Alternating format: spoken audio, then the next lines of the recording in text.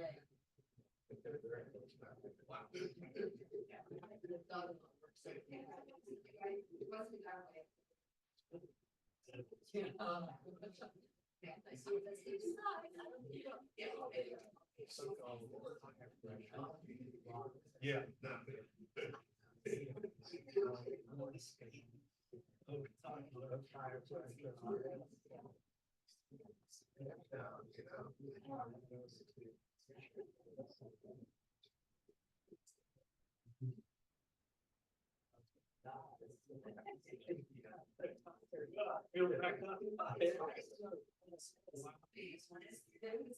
We found out the hard way.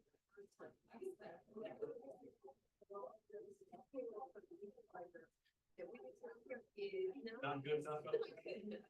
Not up there, they sell stuff that's good down the lines. And so the water. You know, froze. That got, I guess, on the windshield, my estimation is like a tank ride to the washer. Didn't much. Nothing happened. Yeah.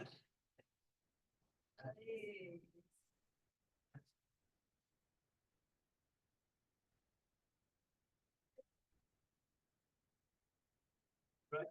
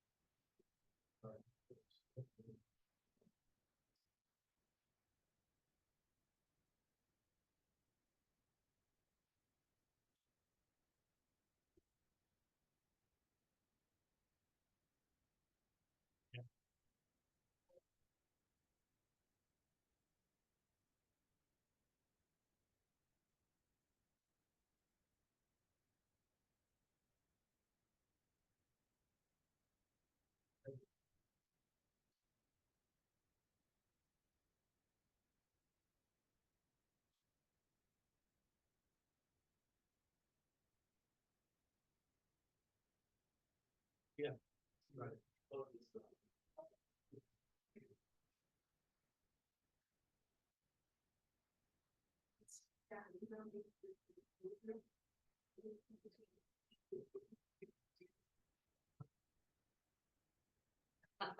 We got 4 of us, I think.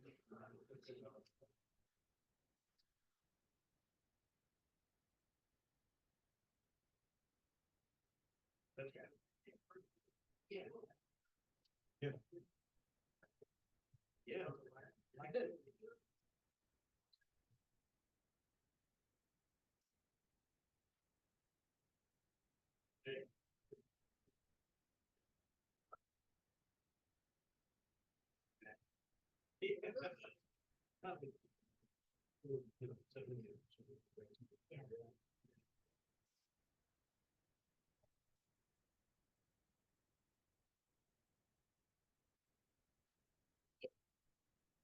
Yeah.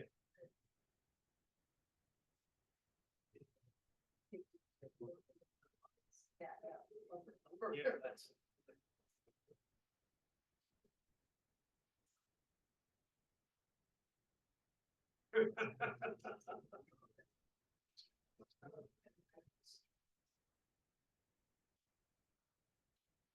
Hey, how are you? Good. I don't know those apartments and condos, so you can get them.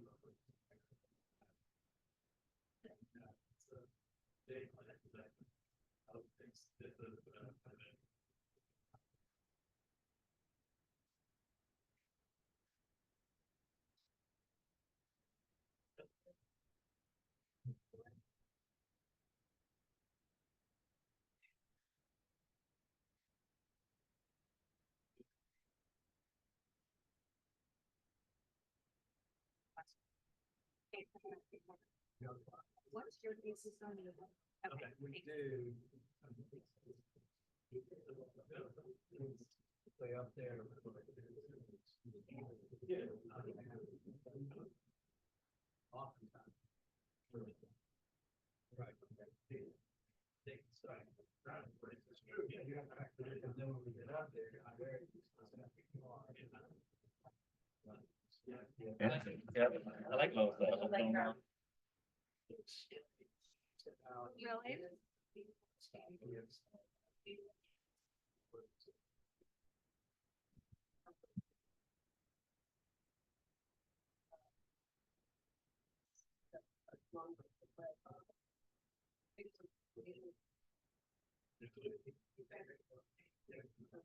Hey, how are you? Yeah, it makes it. Now?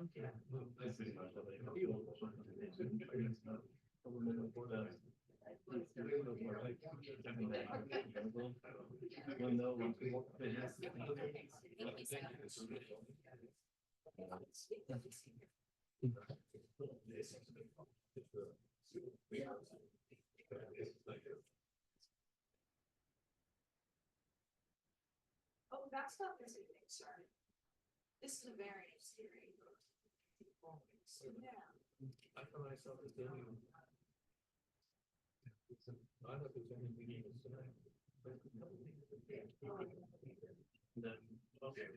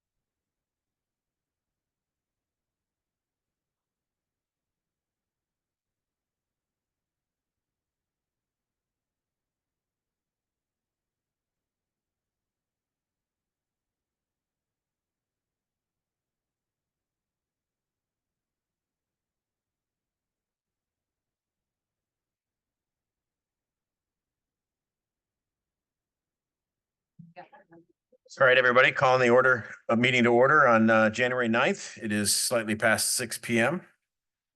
Calling it to order, roll call. It looks like we're all here except for one. So we have a full quorum. There was some debate about that, but great showing up team, especially on the eve of whatever. So, yes, you'd think it was already here by the, yes. Minutes, approval of the December 5th minutes. Is there any edits or changes? Don't have any edits, but I move to approve the minutes from the December meeting. A first and a second to approve. All those in favor? Aye. Minutes from the December 5th meeting are approved. And it's that time of year again, everybody loves the organizational and procedural items when we do the officer, the chair and vice chair elections. Unfortunately, the audience has to be spared, isn't spared this. We do this at the beginning of the meeting, so We could cut to the chase and ask if the present members want to stay. I don't see, I don't see anything. anyway, it's think people Well, step forward and step back, right? Who's I'll make a motion if, since they didn't hesitate. That we- And I move to approve.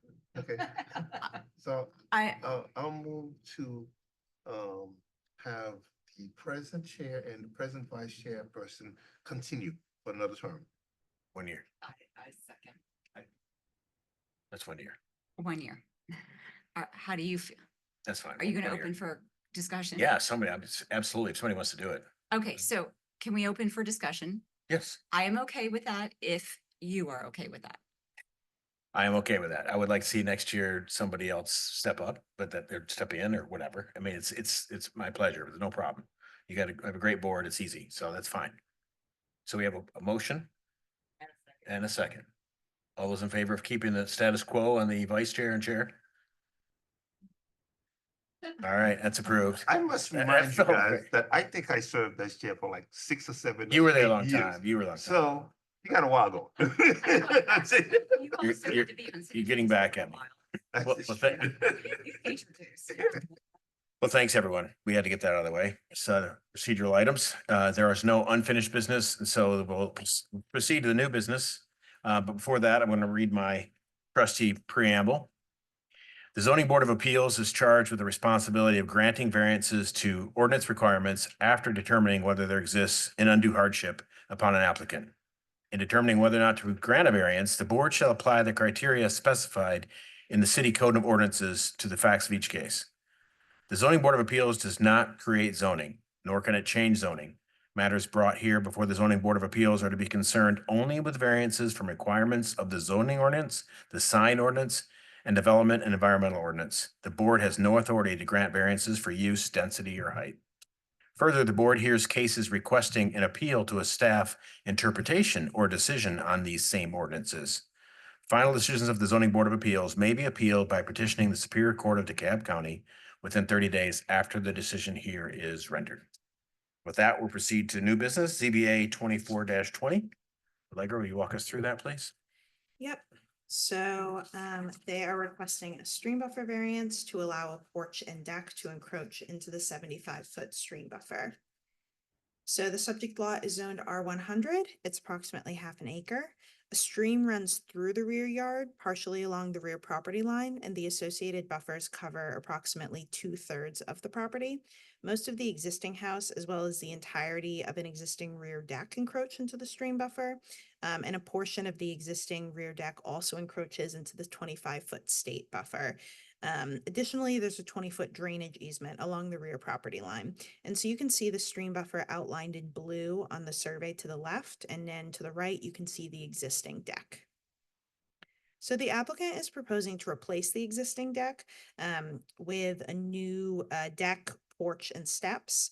The entirety of the project will encroach into the 75-foot stream buffer, prompting a stream buffer variance, but no portion of it will encroach into the 25-foot state buffer. You can see the proposed deck in yellow, the proposed porch in red, and the proposed steps in green on the site plan to the right, and you can see the elevations on the left. The 75-foot and 25-foot buffers cover the entire rear yard and 2/3 of the property, making it impossible for the homeowner to make any improvements to the rear of the house without encroaching into the buffer. The project will lead to a small decrease in impervious surface within the buffer, as it will be smaller than the existing deck, and it will only require minimal disturbance. Additionally, construction would not significantly impact the stream bank, natural habitat, or water quality, and staff finds that the project would not go beyond the minimum necessary to afford relief. The proposed project would remove any encroachment into the 25-foot state buffer and will be further away from the stream than the existing deck. Staff is very supportive of that aspect of the project. Rear porches and decks are a standard improvement for many homeowners, and the proposed porch and deck is relatively minor at only 574 square feet. Many other homes in the Dunwoody Club Forest subdivision have similar rear improvements. Thus, staff finds there would be no special privileges granted, and that denial of the variance could cause an undue hardship by preventing the homeowner reasonable use of their property. Overall, we find that the requested variance would be consistent with the spirit and purpose of the zoning ordinance and the comprehensive plan. So based on these reasons, staff is recommending approval of the request, subject to our standard conditions shown here. Thank you. Board, any initial questions for staff? Would the applicant care to address the board and state their case? Just leave your name and address, please. Thank you. How's it going? Brandon Boyd, 5264 Forest Springs Drive. Obviously, as you've seen, we want to replace our deck. It's kind of falling apart and in poor condition. And we've always wanted to be able to have an undercover roof space of the existing deck. So that's the reason for the project. Okay, thank you. Anyone else want to speak in favor?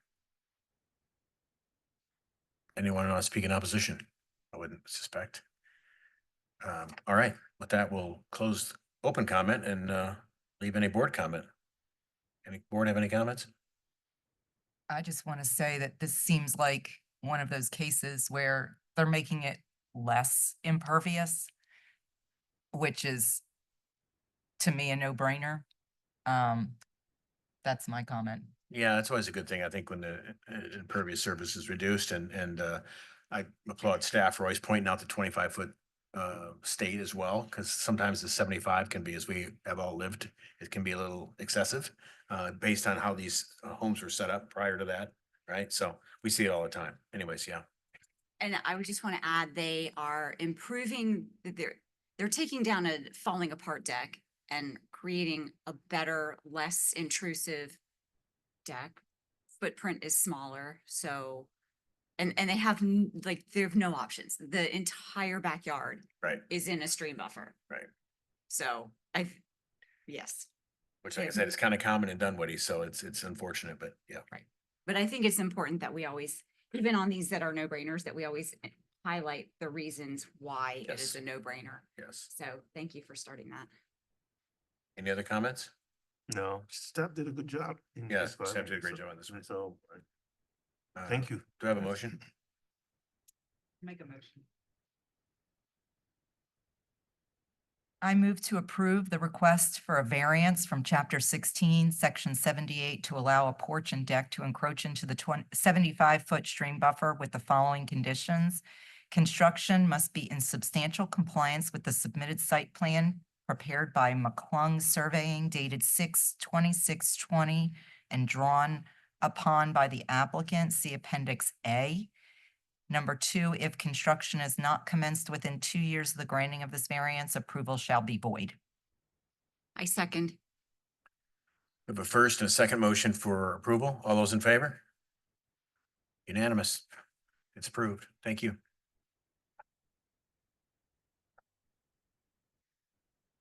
Proceeding to the second case of the evening, ZBA 24-21. Thank you. So they're requesting two variances. They're requesting a variance to allow a patio to encroach into the 75-foot stream buffer and one from the zoning ordinance to allow patio to encroach into the rear setback. So the property is zoned R100. It's approximately half an acre. The stream enters the property along the southwestern corner before it enters an approximately 90-foot piped section that eventually runs under Bunky Way. So you can see the stream labeled on the site plan to the left, and it's in that darker blue. So only the surface running stream section is subject to the 75-foot stream buffer. That's why it sort of cuts off pretty abruptly near the rear section of the house. Additionally, there is a 15-foot sanitary sewer easement parallel to the western property line. The improvements don't encroach into it. So in July 2024, the homeowner reached out to the city of Dunwoody to report that he built a patio to the rear of the house without a permit in May of 2024. And so the patio encroaches into the 75-foot stream buffer, prompting a variance request. Additionally, the patio is a maximum of 3.5 feet tall and encroaches into the rear setback, prompting another variance request. The patio is outlined in red on the site plan to the left, and you can see photos to the right. Just as a quick note, the site plan that was shown in the staff memo didn't include a small portion of the patio to the left, and so that's remedied here. This site plan here shows the extent of the encroachment, and I'm happy to reference it at any point during the presentation or when the applicant is speaking. The 75 and 25-foot buffers cover a little over half of the rear yard, making it pretty difficult for the homeowner to make any improvements to the rear of the house without encroaching into the buffer. The rear patio is a relatively minor improvement, and the applicant increased the plant density of native plants within the buffer as part of the project. Staff is always supportive of native plantings in the buffer. The subject property meets the minimum standards for lot area and width. However, the existing house is set back unusually far from the front property line, 90 feet, which is far beyond the typical 35-foot street setback, which really reduced the rear buildable area, making it challenging for the applicant to make improvements to the rear of the house without encroaching into the rear setback. The encroachment of the patio is relatively minor at approximately 3 feet, appearing to be the minimum necessary to afford relief. A rear patio is a standard improvement for most homeowners, and many of the other homes in the Dunwoody Heights subdivision have rear patios. Therefore, staff finds that there would be no special privileges granted, and that the strict application of the setback requirements could cause practical difficulty by not allowing for incremental changes to the property. So overall, staff finds that the project would not be detrimental to the public health, safety, or welfare, and that the requested variance would be consistent with the spirit and purpose of the zoning ordinance and the comprehensive plan. We received 16 letters in support of the project, and those were all included in the packet that went out to you all. And so based on those reasons, staff is recommending approval of both requests. And there's only one condition here tonight, and that's because the project has already been constructed. So there's no need for the typical condition that they need to start construction within 2 years. Thank you. Initial questions? No? Would the applicant care to address the board?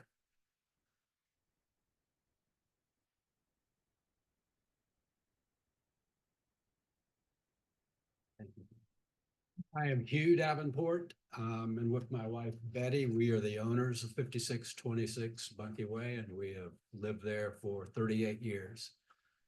First, I'd like to say I'm sorry that we're here after the construction has occurred. I wish it were before, but we weren't aware of the stream buffer requirements, and we asked the contractor what permits were needed. We're told none. And then I later learned about the stream buffer requirements and contacted the city. Talked to Mr. Leonhardt and the city engineer, and that led us to file for the variances, and that brings us here today. I thought what I would spend a moment doing is just describing why we wanted this project, how it improves our property. And you can see, looking at the picture of the finished project, and maybe the site plan is even better, our house on the back, it consists of a sunroom and then a screen porch to the left of it. The far right is a garage, so the edge of the house proper really begins with the edge of the sunroom. And that whole area of those structures are elevated. On the end of the sunroom that's closest to the garage, it's a foot or two off the ground. And then by the time you get to the end of the screen porch closest to the screen, it's 7 or 8 feet above ground, definitely headroom underneath the screen porch. The sunroom itself has walls around it. We had the area beneath the sunroom enclosed, and we use it as a storage area for lawn tools, that kind of stuff. The area under the screen porch was open and it was just dirt. And so the problems we were trying to address, first of all, we thought it'd be nice to have a seating area in the backyard. Before the patio was constructed, wooden steps coming down from the screen porch were in the same location, but they led to an 8 by 8 foot deck, which was then the pathway to the backyard. The only way out of the house to the backyard without going through the garage was to go through the screen porch and down those steps. And so it wasn't really big enough to put seating and allow access through it. And we back onto the Dunwoody Nature Center, actually the back property line that has the blue stream buffer area, all of that is Dunwoody Nature Center. Behind that, it's the very back corner of the Dunwoody Nature Center, and it's full of trees. We love it. The view is great. And so we thought, well, if we have someplace to sit outside when people come over on a nice day, that would be good. We also had some difficulties at the base of the sunroom that we were trying to address. First of all, when in heavy rains, the gutter system on the house was not getting rid of all the water. Some of it would flow over the gutters, and we were having significant erosion at the base of the brick wall below the sunroom. And that wall is not a support wall. It's basically just a facade for looks. And so it's got a shallow base, and the erosion was occurring down to the concrete underneath the wall. So we wanted to do something that kind of address that erosion issue. Second, we have a problem with rodents getting into the space under the sunroom. Chipmunks and unfortunately rats. We're so close to all these woods that we have rats in the area, and I don't care at all for rats in my sunroom. When I first found them, they were up in the insulation below the floor and junk like that. So I also wanted to address that. And then under the screen porch, it was just open dirt and it sloped somewhat. And because it was just open dirt, it became an area where you leave like empty pots, lawn stuff. I mean, it was junky. And so we thought, as long as we're looking at this, what can we do with that area? And actually, one of the biggest issues was around the periphery of it. it would get wet and we were constantly having to get weeds out of it. So we talked to the contractor. He came up with this 2-level design. And so what we ended up with was the large back patio area for seating. And then underneath the screen porch is another patio, which we can use it when it's raining because it's completely covered over it. So that describes our reasons for the screen porch and why we think I'm not the screen porch, but the patio project and why we think it improves the project. Now that it's in place, we also found a benefit. We are not spring chickens anymore. We both turned 70 this year. And this allows us a flat path basically to go behind our house, whereas before we have to walk down the slope. And so we have appreciated the fact that it's a much easier way to get back and forth behind our house. Now, turning to effect on the stream, we've been there a long time. We have tried to protect the stream and the vegetation along the stream. Although the patio did add some impervious surface, the impervious surface on our lot, according to the survey, is well below the limit for our lot. And we don't think that it's had any negative impact on the stream. We have planted a lot of vegetation along the stream, a lot of ferns and things like that. So, and we believe it would be a hardship to us if we were not able to obtain the variances. It would limit the use of our backyard space in ways that other homeowners are not limited. And we obviously do have the support of a lot of our neighbors. We filed the letters. My wife is the one who collected those signatures. I'll give her the credit. So do you have any questions for me that I can answer? We may in a minute, but for now, I think we're good. Thank you. Very thorough, and we appreciate the diligence and the letters that you secured as well. So appreciate you. that. Given the fact we do have so many letters, I don't think there's anybody else that wants to speak in favor, but if there is, we've got a couple minutes left on their ticket, if you will. Otherwise, anyone in opposition? So given that, we'll close it for board discussion and questions.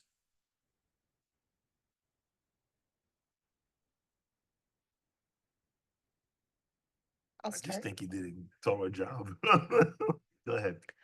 I was just gonna say, I mean, in the same spirit of the last person, I know you're coming after the fact, and thank you for coming after the fact. But to the same point, there was an 8x8 foot deck before. This doesn't appear to be that much larger than the previous one. And again, I think to Paul's earlier point, and honestly, it's the same risk that many houses in our area face. They exist within the stream buffer already. Yeah. And so this seems to be a beautiful job. But outside of the aesthetics of it, which really don't matter, it's not overdone. It is well done for the home. It is size appropriate. They didn't put a mansion of a deck on. They put something to enjoy, and it seems appropriate for the home.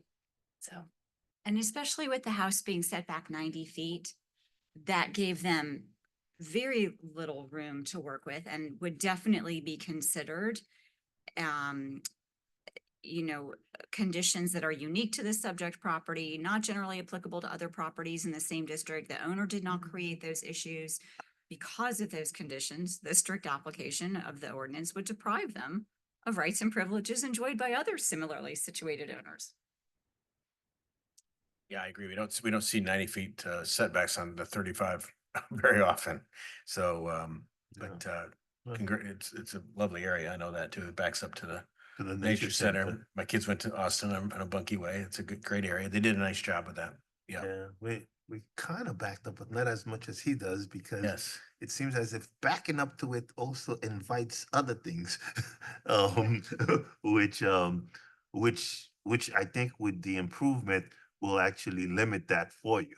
I mean, you did a really good job, and I respect you personally for saying, okay, you know what? I think I'm wrong. I'm gonna go to the city, because you probably didn't even know what the ramification were gonna be. So that's good. I mean, unless you guys, somebody else wants to say something, but I'm ready to make a Yeah, I motion? think it's fine. It's, we're always amazed by these contractors that, you know, feign, knowledge or lack thereof of ordinances. We see it all the time. But Yeah. anyways, Okay, so I move to approve the request for a variance from chapter 16, section 78 to allow a patio to encroach into the 75-foot stream buffer, and for a variance from chapter 27, section 58 to allow a patio to encroach into the rear setback with the following conditions: that construction must be in substantial compliance with the submitted site plan prepared by Barton Surveying Incorporated and dated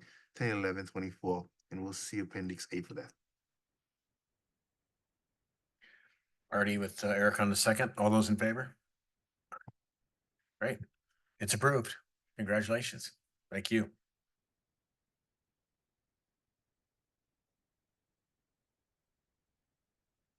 Other business? No? No public comment? Board comment? Okay. Wanted to make one quick comment. Sure. And I guess this is addressed to staff. So first of all, thank you for all the detail you always put in these, but particularly for the impetus for the prior case homeowners to come forward and say, oh, we think we might have an issue here. Based on something that you all had read in the Dunwoody newsletter, the e-newsletter, I think it is, I'm so glad that whomever from staff put that information in there, and it might be something to consider doing at least once a year for people who don't catch it the first time, don't pay attention. I think that's a great, I mean, I love that you all read that and noticed, oh, that might apply here. And I just think it's a very practical approach to either, you know, cutting off issues at the past so that people don't have to come back after the fact, or just letting people know you may need to follow up on something that you've already done. So great use of the Dunwoody newsletter to I would agree. the cause. I would agree. Let's hope it helps in the future as well. So very good. Thank you. And with that, we are adjourned. Yes. Make sure you have all your bread and milk and yeah.